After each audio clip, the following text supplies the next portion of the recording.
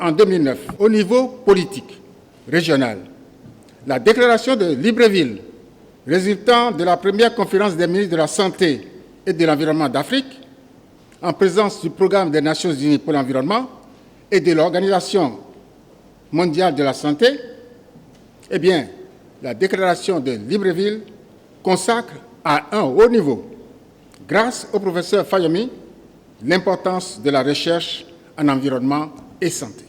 Il était discret, parfois secret, mais toujours sensible aux questions existentielles des uns et des autres. C'était un chercheur et un enseignant de renom. Sous une apparence timide, une personne décidée, sans arrogance et un négociateur de talent qui savait placer ses pions. Sourire aux lèvres, il vous écoutait avec humilité, acceptant vos observations à la recherche de consensus au terme d'échanges et de partage d'informations. En 18 ans de collaboration, je ne l'ai jamais vu se fâcher, sauf une seule fois à Dakar. Lorsqu'il avait une opinion différente, il me disait « il y a les uns, il y a les autres », et s'en allait.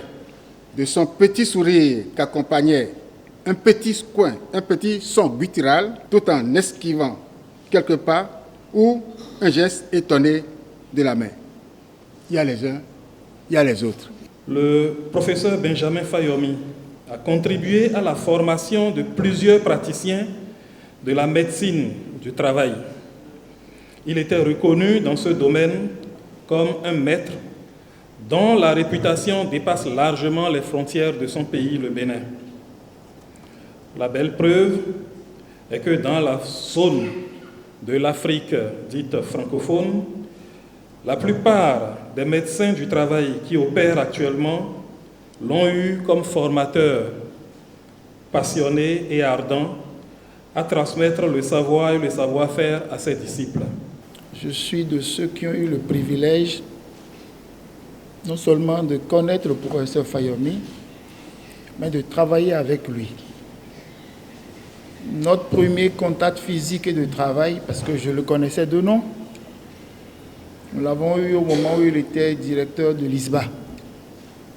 Un jour, je reçois un appel téléphonique et il me dit que c'est le professeur Fayomi.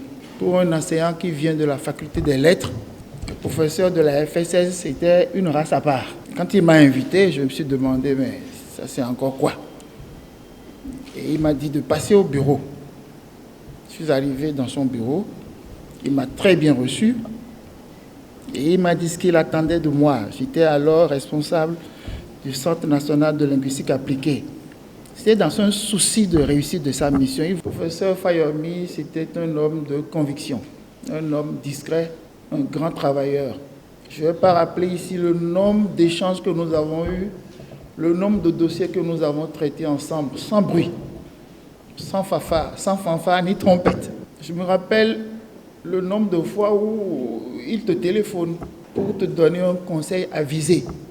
Le professeur Fayomi fait partie des personnes que l'on a le bonheur de rencontrer.